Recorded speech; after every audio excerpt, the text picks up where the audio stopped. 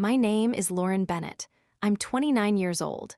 And at my wedding reception yesterday, in front of 200 guests, my mother Patricia stood up, grabbed the microphone, and tried to destroy me. She told everyone I was a liar, that I'd trapped my fiancé Daniel, that I was hiding massive debts and a terrible past. She spoke for 3 minutes. The room went silent. People stared at me in shock. Then my new husband, Daniel Carter, forensic accountant, calmly walked to the front, pulled out his phone, connected it to the AV system, and played a recording of my mother's voice admitting she'd forged my grandfather's will, stolen $185,000 from my inheritance, and drained bank accounts in my name for over a decade. 6 people left the reception in tears, not because of my mother's lies, but because Daniel's evidence showed she'd stolen from them too.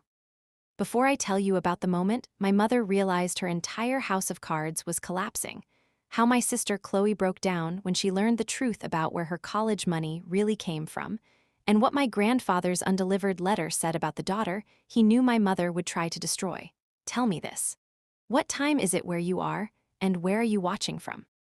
Because this story about control is about to show you what happens when someone's carefully constructed lies meet receipts, recordings, and a man who investigates fraud for a living. Let me take you back to the beginning because the story of how my mother controlled my entire financial life starts when I was 7 years old. I grew up in suburban Seattle, middle-class family. My father, David, was a civil engineer. My mother, Patricia, was a bank manager. I have one younger sister, Chloe, 2 years younger than me. From early childhood, my mother was obsessed with money, specifically with controlling it. When I was 7, I got $20 for my birthday from my grandmother. I wanted to buy a toy. My mother took the money. I'll hold on to this for you. Children are bad with money. I'll keep it safe. I never saw that $20 again. This became the pattern. Every birthday, every Christmas, every bit of money I received. I'll save it for you. But she never showed me the account, never told me how much was there, never let me see statements. By age 16, I'd received approximately $3,000 in gifts over the years. I asked to see the account. There is no account. I spent it on things you needed. Clothes, school supplies. You didn't think that was free, did you? But you said you were saving it. I was saving it for necessities. And I used it appropriately. I had no recourse, no proof, no records, just her word. When I was 17, my grandfather Robert, my mother's father, died. He was wealthy, had built a successful law practice over 40 years. At the funeral, my grandfather's attorney mentioned that Robert had left trusts for his grandchildren. Your grandfather was very generous. He wanted to make sure you and Chloe were taken care of. I asked my mother about it later. What trusts? Oh, there wasn't much. Your grandfather had debts, medical bills. The estate was mostly eaten up. You and Chloe each got about $5,000. I put it in savings accounts for you. Can I see the accounts? When you're 18, right now I'm managing them. I turned 18 in 2014. Asked again about the accounts. There's about $4,800 left. Some fees ate into it. I'll transfer it to you when you start college. College started September 2014. I asked for the money. I'm using it to help with your expenses, room and board, books. It'll be gone by the end of the year. It was. By December, my mother said the account was empty. Meanwhile, Chloe started college in 2016. My mother paid her full tuition, $18,000/year for 4 years, plus a car, plus an apartment. Total support for Chloe, approximately $100,000 over 4 years. Total I got, $0. When I asked why the difference, my mother said, Chloe is struggling more, you're resourceful, you'll figure it out. I took out $45,000 in student loans, worked 3 part-time jobs through college, graduated with debt and exhaustion. Chloe graduated debt-free with a car. After college, I got a job as a graphic designer, started making $38,000 a year. My mother offered to help me manage my money. You've always been bad with finances. Let me set up your accounts. I know how to maximize savings. I was 22, exhausted, overwhelmed. I agreed, big mistake. For the next 7 years, my mother controlled my finances. She had access to all my accounts. As a backup, she said, in case something happens to you. She'd call with recommendations. You should set up automatic savings. $500 a month into a high-yield account I'll manage. You should open a CD, I'll handle it. You should invest, I know a good fund. I trusted her, she was my mother. She worked at a bank, she knew finances, I was wrong on all counts. What I didn't know, she was opening accounts in my name and draining them. Over 7 years ages 22-29, she opened 3 savings accounts in my name, total deposits $42,000 from my automatic transfers, all withdrawn by her. Balance when I found out, $0. Opened 2 CDs in my name, total value $15,000, cashed out early by her with penalties. I received $0. Opened an investment account, total deposits $8,000. Lost in bad investments according to her. Actual status, she withdrew it all. Took out a credit card in my name, $12,000 balance. I didn't know it existed until collections called. Total stolen over 7 years, approximately $77,000, but it was worse than that. Because in 2012, when my grandfather died, he didn't leave us $5,000 each. He left us $92,500 each, in trust accounts, to be distributed when we turned 21. My mother forged documents, changed the will, took control of the trusts. She gave herself access to both mine and Chloe's trusts. Total, $185,000. She spent it all, on what? I don't know, vacations, home renovations, Chloe's college, her own accounts. By the time I met Daniel in 2023, my financial life was a disaster I didn't even know existed. I thought I was bad with money, thought I couldn't save, thought I was perpetually broke despite a decent salary. Really, my mother was stealing from me, systematically, for over a decade. I met Daniel Carter at a friend's wedding in May 2023. He was the friend's brother, handsome, kind, smart, a forensic accountant who specialized in fraud investigations for corporations. We hit it off immediately. By our 3rd date, he noticed something. Lauren, I don't mean to pry, but you make $65,000 a year, right? Yes. And you don't have kids, don't have expensive hobbies, drive a modest car, but you said you have 0 savings. I'm not good with money. I try to save, but it never works. Where does your money go? I don't know, bills, rent, life. I set up automatic savings through my mom, but it never seems to build up. Your mom handles your savings. She helps me, she's good with money, works at a bank. Daniel's expression changed. Can I ask you something personal? Sure. Do you have access to those savings accounts? Can you log in and see them? No, my mom manages them. She sends me updates. When was the last update? 6 months ago. What did it say? That I had about $8,000 saved. Have you verified that? I trust my mom. Daniel didn't push, but I could see he was concerned. 2 months later, we were serious, talking about moving in together. Maybe marriage. My mother's reaction.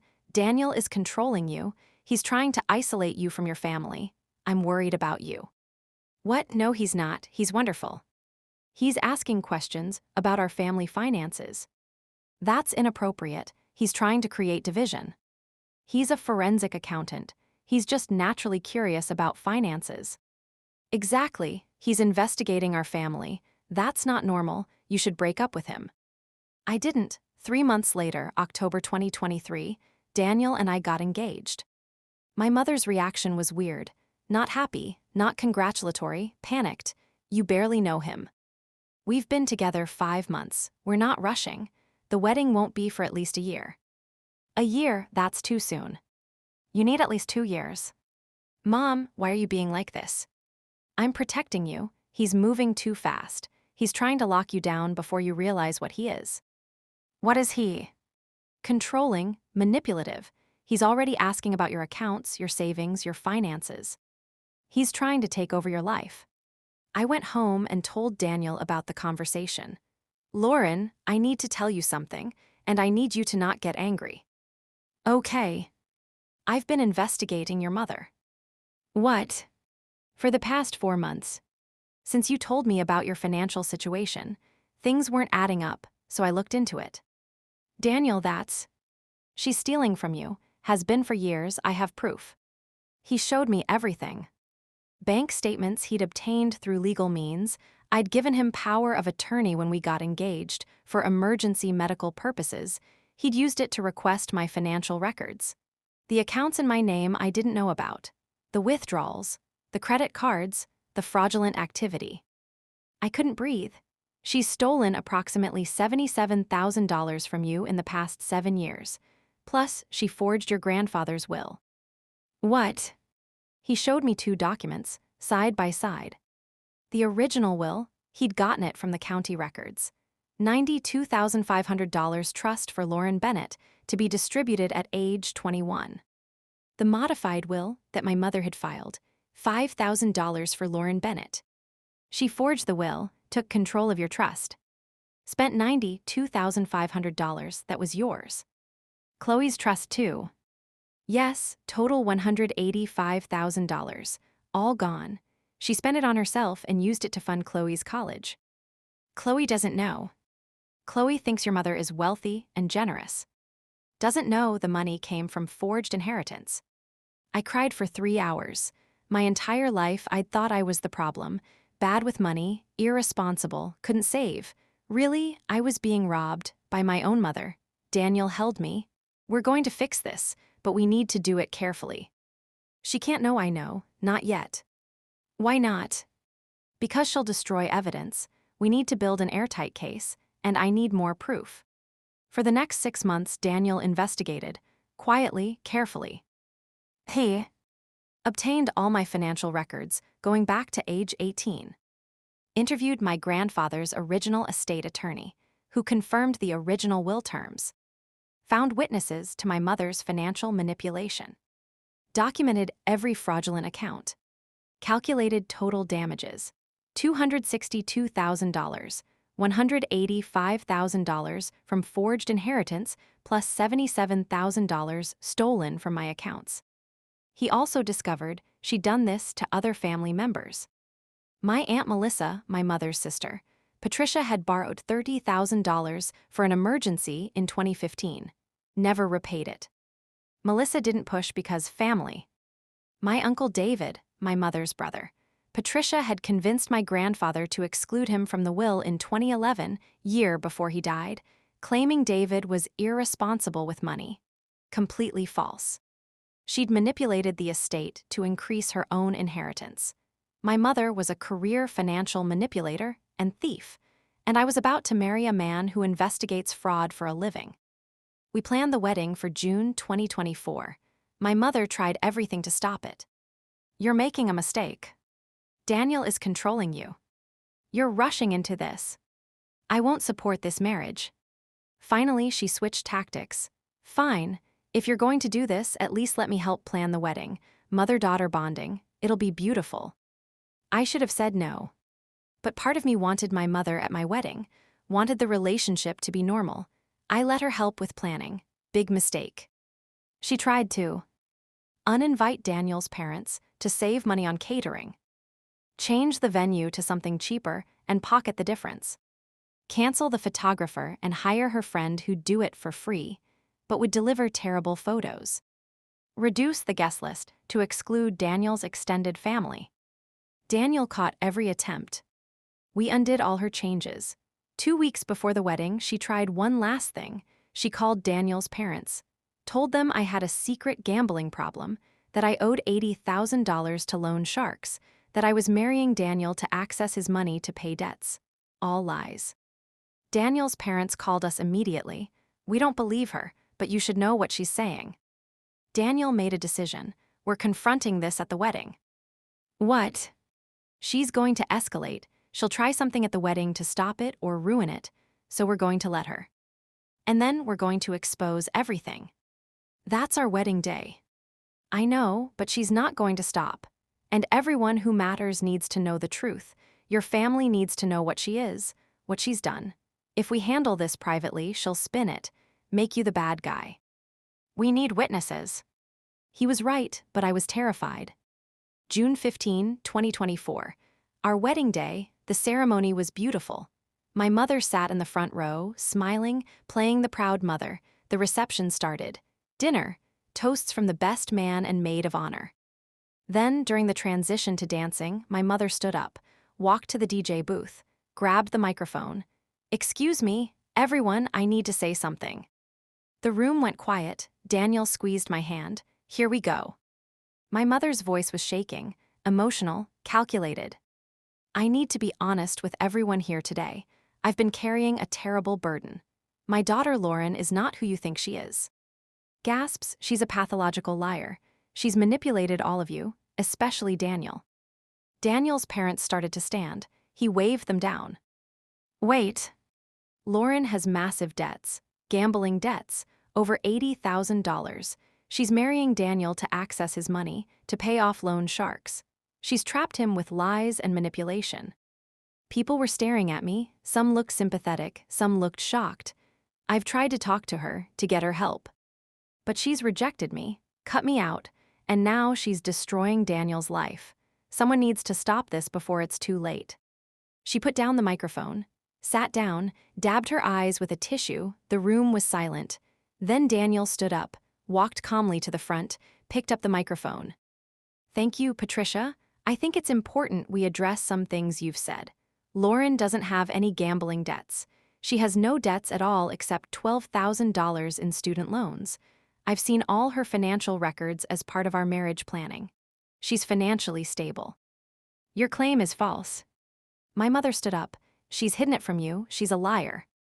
"Actually, Patricia, I'm a forensic accountant. I investigate financial fraud for a living. I'm very good at finding hidden debts. Lauren has none, but you know who does have hidden financial issues?" "You." My mother went pale. Daniel connected his phone to the AV system. The large screen behind the DJ booth lit up. "For the past 6 months, I've been investigating Lauren's finances. Because she's a talented graphic designer making $65,000 a year who somehow has zero savings. That didn't make sense, so I looked into it." He pulled up a document on the screen, my grandfather's original will. This is Robert Chen's will, filed in 2012. It clearly states, "Trust of $92,500 to be established for granddaughter Lauren Bennett, to be distributed at age 21.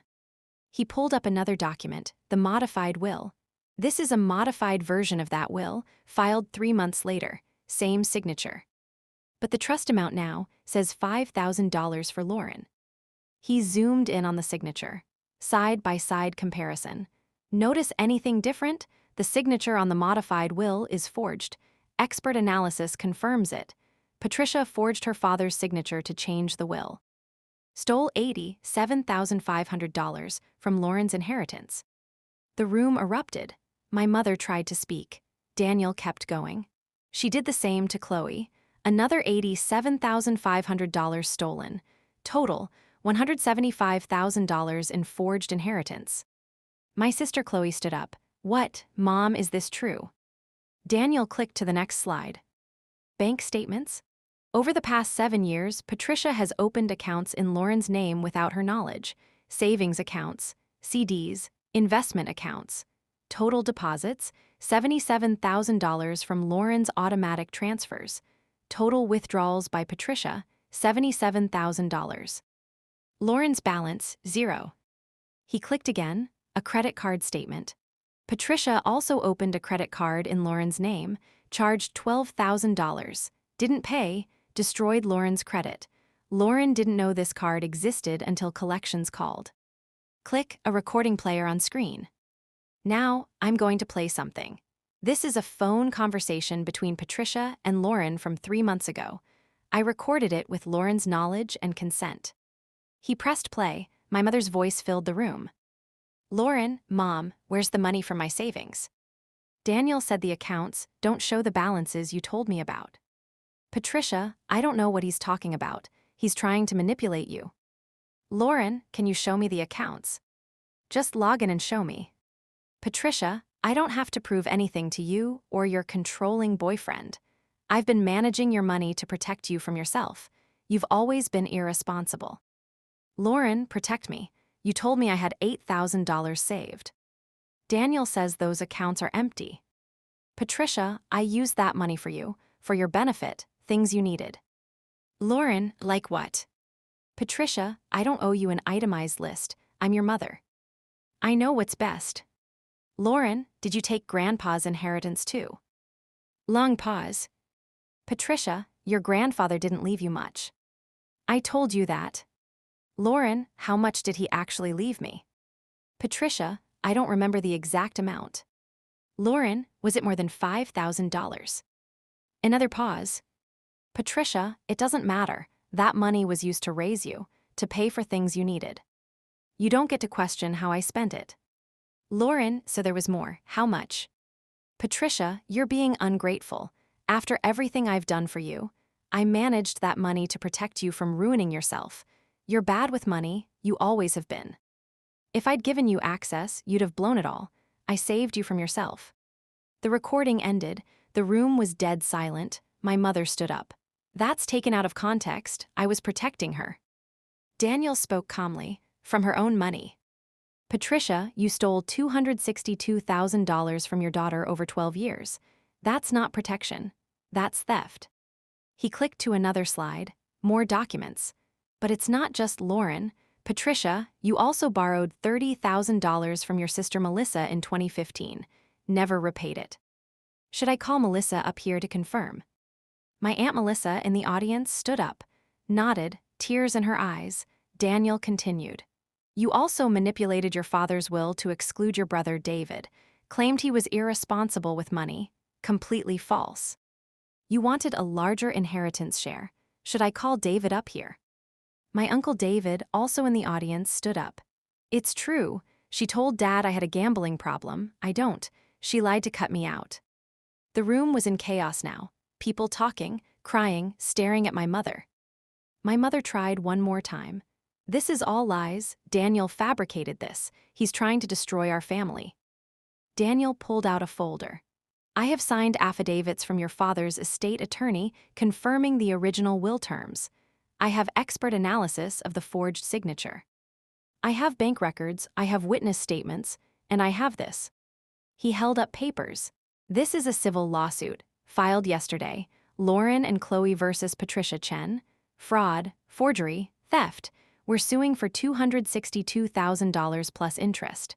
Total claim, approximately $330,000. My mother's face went white. The case will be heard in 3 months. You'll have the opportunity to defend yourself in court.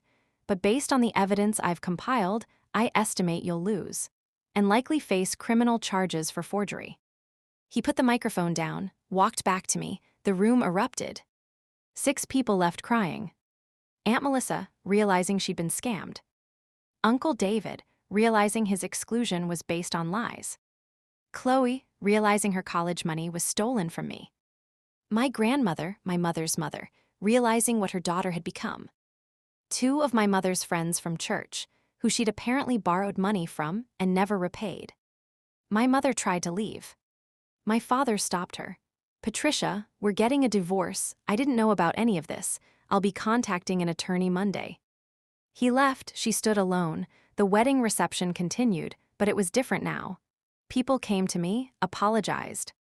I thought you were struggling because you were bad with money. I didn't know she was stealing from you. She told me you were irresponsible. I believed her, I'm sorry. I lent her $5,000 last year. She said it was for your medical bills. Was that a lie too? Probably. My wedding day became an intervention, an exposure, a reckoning. The aftermath has been complicated, cathartic, and ultimately transformative. The legal case, September-December 2024. The civil suit took 3 months to prepare and 2 weeks to try. Daniel worked with a law firm that specialized in financial fraud. They built a case so airtight that the opposing counsel advised my mother to settle. She refused. I did nothing wrong. I was helping my daughter. The trial began September 15, 2024. Day 1, opening arguments. My mother's attorney painted her as a devoted mother who'd helped her financially irresponsible daughter. Day 2, Daniel's evidence. He presented. Original versus forged will with expert handwriting analysis. bank records showing $77,000 in unauthorized withdrawals. Recorded phone call where my mother admitted taking the money. Testimony from grandfather's original estate attorney. Documentation of accounts I never knew existed. Day 3, my mother's defense. She claimed she'd used the inheritance money for family expenses that benefited me. She'd managed my accounts because I was bad with money. The recorded call was taken out of context. Daniel had manipulated the evidence to turn me against her. Day 4, rebuttal witnesses. The prosecution called. Aunt Melissa testified about the $30,000 loan never repaid. Uncle David testified about being falsely accused to manipulate the will. My grandfather's estate attorney testified the original will clearly stated $92,500 per granddaughter. A forensic accountant confirmed all withdrawals were unauthorized. My therapist testified about the psychological impact of financial abuse. Day 5, my testimony. I spent 6 hours on the stand. The prosecutor asked, "Did you authorize your mother to withdraw $77,000 from accounts in your name?" "No, I didn't even know most of those accounts existed." "Did you receive any of that money?" "No, I thought it was being saved." She told me I had $8,000 in savings. When my fiancé checked, the accounts were empty. How did that make you feel? Devastated. For 12 years, I thought I was bad with money, thought I couldn't save. Turns out I was saving, she was just stealing it. My mother's attorney cross-examined. "But your mother provided housing and food growing up. Don't you think she's entitled to repayment for that?" Parents are legally obligated to provide for minor children. That's not something I owe repayment for. She says she used the inheritance money for family expenses that benefited you. Then she should have receipts showing what those expenses were. She doesn't, because she didn't use it for me. She used it for herself and my sister. Day 6-8, closing arguments and jury deliberation. The jury took 11 hours across 2 days. Verdict: Patricia Chen liable for fraud, forgery, and conversion of funds. Damages: $262,000, stolen principal, plus $52,000 interest and opportunity cost, equals $314,000 total. My mother had to liquidate assets to pay. Sold her house, which she'd bought partially with stolen money, $385,000. After paying the judgment, fees, and remaining mortgage, $31,000 left. She moved to a 1-bedroom apartment, renting for $1,200 a month. She also lost her job. The bank's HR policy was clear: fraud conviction equals immediate termination. No exceptions. At 58, she's working retail at a department store, making $15 an hour, living on approximately $2,400 a month. It's what she can afford now that she's living on her actual income rather than stolen funds. Chloe's reckoning **. My sister's journey through this has been painful to watch. She'd built her entire life on what she thought was my mother's generosity. Turns out, it was my stolen inheritance. The week after the wedding, she came to my apartment. Sobbing, "I didn't know. I swear on everything, I didn't know." "I believe you." All this time, I thought Mom was just really good with money, that she'd saved and invested. I didn't realize she was stealing from you to give to me. You were 17 when Grandpa died. You didn't know what the inheritance should have been. She lied to both of us. But I benefited. I got college paid for, a car, an apartment for 2 years, all with your money. You didn't steal it. She did. You were just the recipient of her theft. That's different. Is it? I still benefited while you struggled. She insisted on making it right. Calculated that she'd received approximately $100,000 in support from our mother during college and after. She couldn't pay back $100,000, but she had $25,000 in savings. Take it, please. It's not enough, but it's what I have. Chloe, you don't have to. I do, I need to. I can't sleep knowing I have savings built on money that was yours. I took it, not because I needed it. The lawsuit had recovered my money, but because she needed to give it. Needed to make amends for something that wasn't her fault. We're building a real relationship now. one built on honesty instead of mom's manipulation. She told me something heartbreaking last month.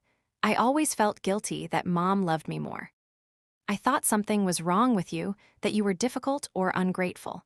Now I realize she was using me as a weapon against you, making me the good daughter to make you feel like the bad one. We were both being manipulated, just in different ways. She's in therapy now, processing the realization that our mother's love wasn't love. It was control dressed up in gift-giving. My father's guilt, asterisk. David filed for divorce in July 2024. It was finalized in November. He sold the family house, which was in his name only, thankfully, and split the proceeds with Patricia as required by law. She used her half, $178,000, to pay part of the judgment. He's been trying to make amends with me and Chloe. I should have known, he told me. I should have questioned why you struggled with money while Chloe had everything. I should have asked to see your accounts. I should have protected you. Why didn't you? Your mother controlled all the finances. I trusted her. She worked at a bank. I thought she knew what she was doing. And honestly, I was a coward. It was easier to believe her than to investigate. What changed? Daniel's evidence, seeing it all laid out, realizing I'd lived with a criminal for 30 years and never noticed, or never wanted to notice. He gave Chloe and me each $20,000 from his savings. It's not enough, but I want to help repair some of the damage. He also told me something that explained a lot. Your mother always resented you. I didn't see it at first, but when you were about 7, you got that $20 from your grandmother. You wanted to buy a toy. Your mother took the money and you cried. I said, Patricia, just let her have it. It's $20. She got furious, said she needs to learn money isn't for fun, she needs to learn discipline. I thought it was just strict parenting. Now I realize it was the beginning of her controlling your entire financial life. That $20 birthday gift when I was 7 was the first theft, and she never stopped. Daniel's motivation, asterisk. I asked my husband why he spent 6 months investigating, instead of just asking my mother directly. Because she'd have destroyed evidence. I needed to build an airtight case before she knew I was looking. But 6 months, that's a long time to keep that secret from me. I didn't want to tell you until I had proof. If I'd said, I think your mom is stealing from you, without evidence, you'd have confronted her. She'd have explained it away, made you doubt yourself again. I needed ironclad proof so you'd never doubt the truth. What if you'd been wrong? Then I'd have wasted 6 months investigating and we'd all laugh about my paranoia. But I wasn't wrong. The numbers didn't lie. He showed me his investigation file. It was 400 pages. Timeline of every account opening, every withdrawal, every lie my mother told about my finances, cross-referenced with her own financial records, which he'd subpoenaed through the civil suit. He'd traced where the money went. $45,000. Chloe's college tuition that my mother claimed to be paying from her own savings. $28,000. Home renovations to my parents' house, new kitchen, bathroom remodel. $18,000. Vacations, cruises, trips to Hawaii, a Mediterranean tour. $30,000. My mother's personal investment account, which she kept secret from my father. $64,000. General expenses and cash withdrawals, untraceable. Total, $185,000 from the forged inheritance, plus the $77,000 from my own savings accounts. She'd stolen $262,000 and used it to fund a lifestyle she couldn't afford on her actual income. The wider family impact, asterisk. The wedding day revelation rippled through the family. Aunt Melissa, who'd lent my mother $30,000, confronted my mother the day after the wedding. Demanded repayment. My mother refused, I don't have it. Melissa sued and won a judgment as part of the larger lawsuit. Got her $30,000 back, plus $8,000 in interest. Hasn't spoken to my mother since. Uncle David, who was excluded from grandfather's will, discovered through probate records that the exclusion was based on false claims. Could have sued to challenge the will, but statute of limitations had passed. Instead, he wrote my mother a letter. You stole my inheritance with lies. You stole my relationship with my father. You're dead to me. Also hasn't spoken to her since. My grandmother, my mother's mother, 83 years old, lives in assisted living. Called me 2 weeks after the wedding. I knew Patricia had problems. I didn't know the extent. I'm so sorry, Lauren. Please forgive an old woman who didn't protect her granddaughter. She'd lent my mother $12,000 in 2018 for emergency medical bills. The money went to a cruise. My grandmother added a codicil to her while explicitly excluding Patricia from inheritance due to demonstrated pattern of financial fraud and theft from family members. 2 of my mother's church friends. Both had lent her money, one $5,000, one $8,000. Both thought they were helping with Lauren's medical bills or family emergencies. Both discovered at the wedding they'd been scammed. Both joined the lawsuit and recovered their money. My mother's reputation is destroyed. Not just in the family, but in her entire social circle. The church asked her to step down from the finance committee, ironic. Her book club disinvited her. Her neighbors won't speak to her. She's completely isolated, and it's entirely her own doing. My recovery journey, asterisk. I've been in therapy for 9 months now, twice a week at first, now once a week. Dr. Sarah Mitchell specializes in financial abuse and family trauma, key things we've worked on. 1. Untangling my identity from my mother's narrative. For 12 years, you believed you were bad with money. That was her story. What's your story? I don't know. I saved $77,000 without realizing it. That's not bad with money. Exactly, you were actually good with money. You just had a thief disguised as a helper. 2. Understanding financial abuse as real abuse. Financial abuse is about power and control. Your mother controlled your money to control you. That's abuse. But she said she was helping. Abusers always have justifications. Doesn't make it not abuse. 3. Asterisk dealing with complex emotions toward my mother. I hate her, but she's my mom. I'm supposed to love her.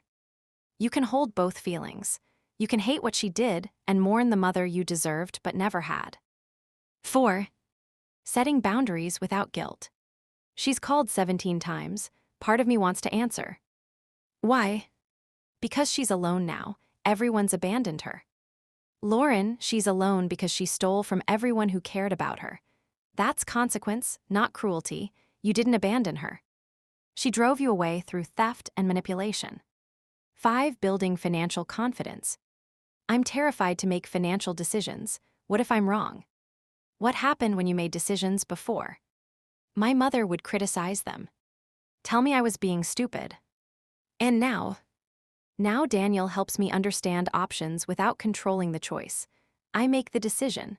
I'm learning to trust my own judgment. My current financial life, asterisk. For the first time ever, I have complete control of my finances. Only my name on all accounts. Daniel has no access, his choice. Your money is yours. I trust you with it. Current financial picture. Income, $78,000 year, senior graphic designer. Savings account, $24,000 emergency fund. Investment account, $52,000 from lawsuit settlement. Retirement account, $18,000. I'm catching up, having started late due to mother's theft. Home equity, $40,000 down payment on house, value growing. Debt, $0, paid off student loans with settlement money. Net worth, $134,000, not counting home equity. At 29, I'm financially stable for the first time in my life. And I did it myself. Well, myself and Daniel's investigation, and the legal system. But the point, I'm free of my mother's control, free of her lies, free of her manipulation. The unexpected gifts, asterisk. Through this nightmare, I've received unexpected gifts. 1. A real relationship with Chloe. We text daily now, have dinner weekly, actually know each other. She told me yesterday, I always thought you resented me. Now I realize you were protecting me from knowing Mom was using me against you. We're building something genuine. Finally, 2. My father's honest presence. David isn't perfect, but he's trying. He's in therapy too, processing 30 years of enabling my mother. He told me last month, "I'll never be the father I should have been when you needed protecting, but maybe I can be the father you need now. If you'll let me." I'm letting him, cautiously, with boundaries, but I'm letting him. 3. A marriage built on truth. Daniel could have ignored the red flags, could have stayed out of my family drama. Instead, he investigated, documented, prepared. Then exposed everything publicly to protect me from future manipulation. That's not controlling. That's love. He taught me, real partners don't just support you. They fight for your truth when you can't. For my own voice. For years, I believed my mother's narrative. I was bad with money. Irresponsible, needed managing. Now I know I was being robbed. That's different. Finding my own voice, the one that says I'm capable instead of I need help, has been transformative. 5. Justice. The lawsuit wasn't about revenge, it was about accountability. My mother faced consequences. Legal ones, financial ones, social ones. She can't escape what she did, can't rewrite it, can't make people forget. The truth is documented, filed, public record, and that matters. The letter I found, asterisk. 6 months after the wedding, I was cleaning out boxes from my childhood home. Dad was selling the house and asked me to take what I wanted. In the back of a closet, I found a shoebox. Inside, my grandfather's letter. The one he'd written me in 2012 that my mother had intercepted. Dear Lauren, asterisk. I'm writing this because I'm dying and I need you to know some things. I'm leaving you and Chloe trust funds, $92,500 each, to be given to you at age 21. I'm telling you this now so you'll know. So if anyone tries to tell you otherwise, you'll question it. Your mother has always had issues with money and control. I've watched her manipulate people financially for years. She volunteered to be executor of my estate. I agreed because she's my daughter. But I'm worried. I've seen how she treats you differently than Chloe. How she criticizes you.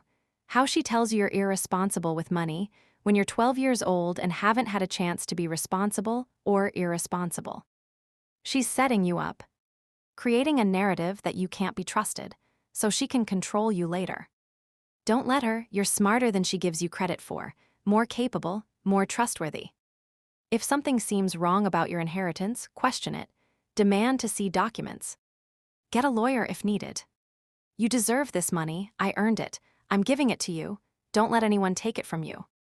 I wish I could be there to make sure this gets to you, but I'm asking your Uncle David to give you this letter when you turn 21. He's trustworthy. Your mother is not. Build a life on your own terms. Don't let her control you. You are worthy, capable, smart. Don't let anyone convince you otherwise. All my love, asterisk. Grandpa Robert. He tried to warn me, tried to protect me, and my mother had stolen even that. Intercepted the letter Uncle David was supposed to give me, made sure I never knew to question her. But I know now, and that knowledge has set me free. What I tell others, asterisk. Financial abuse is insidious because it comes from people who claim to be helping. Red flags. Someone insists on managing your money but won't show you accounts. They tell you you're bad with money without evidence. They have access to your accounts, but you don't have access to theirs. They make financial decisions for you without your input. They use your money but can't explain where it went. They discourage you from talking to others about finances. They react with anger when you ask questions. If this sounds familiar, get help. Talk to a financial advisor, a lawyer, a therapist. Document everything. Screenshots, bank statements, emails. You're not crazy, you're not irresponsible, you're being exploited, and you deserve better.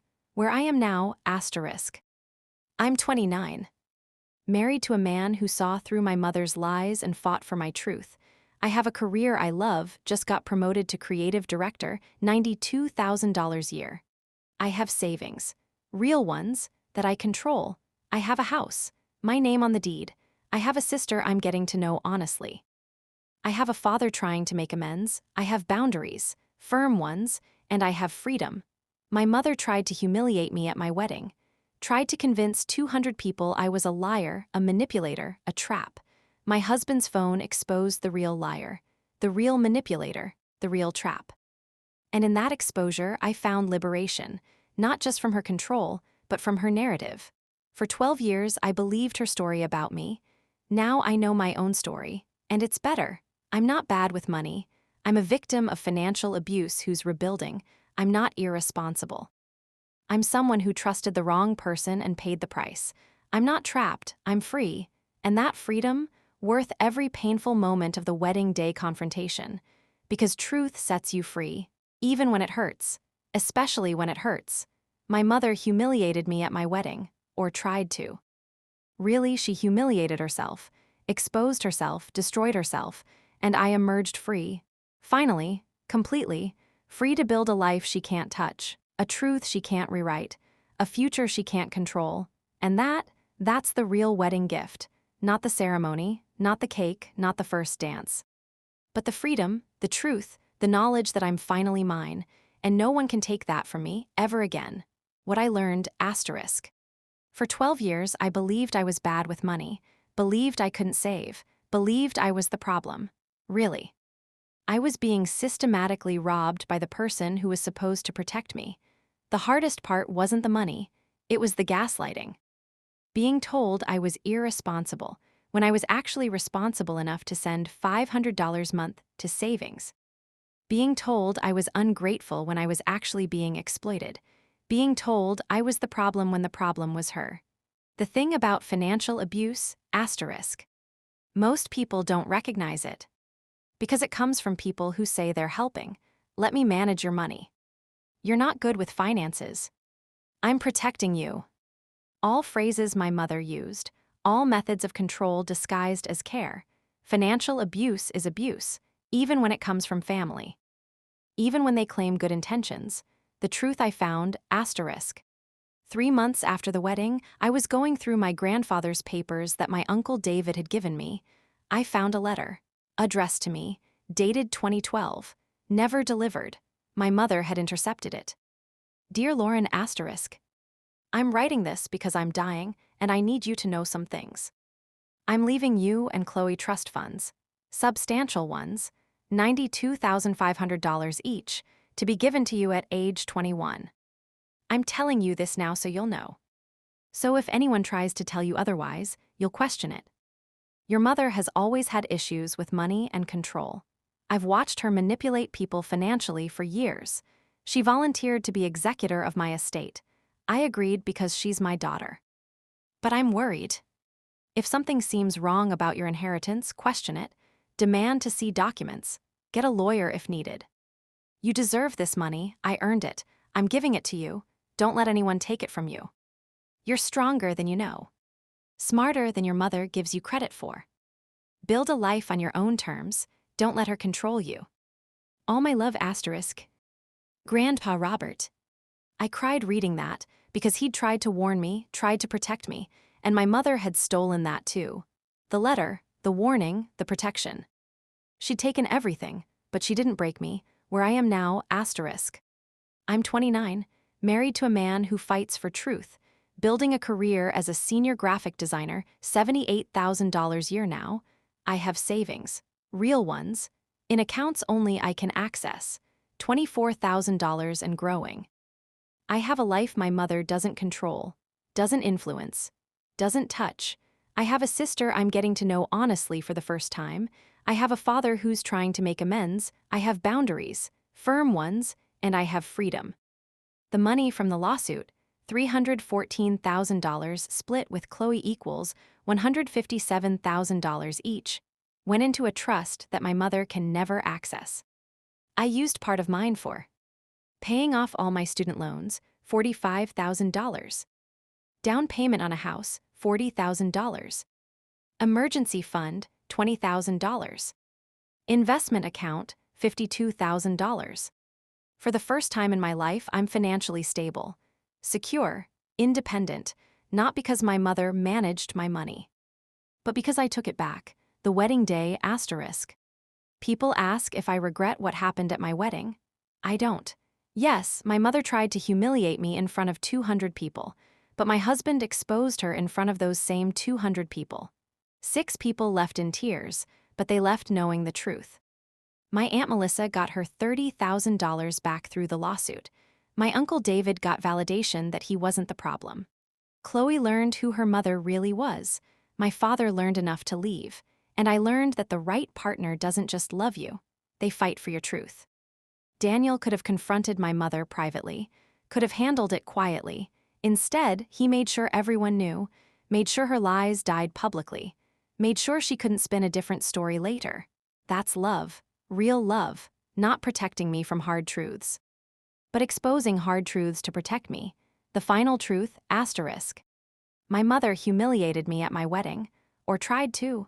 My husband's phone made people leave in tears, tears of realization, of betrayal, of truth finally spoken. She thought she was destroying me. Really, she was exposing herself. And in that exposure, I found freedom. Freedom from her control, her lies, her manipulation. Freedom to build a life she can't touch. A marriage based on honesty. Finances I control. A future I choose. She tried to trap me with lies. Daniel freed me with truth, and I'll never be controlled again. Not by her, not by anyone, because now I know silence isn't loyalty, honesty isn't betrayal, and love without truth is just another form of control. I choose truth. I choose freedom. I choose life on my own terms. And that choice, that's the real wedding gift, not the exposed lies. Not the recovered money, but the knowledge that I'm finally, completely mine, and no one can take that from me, ever again.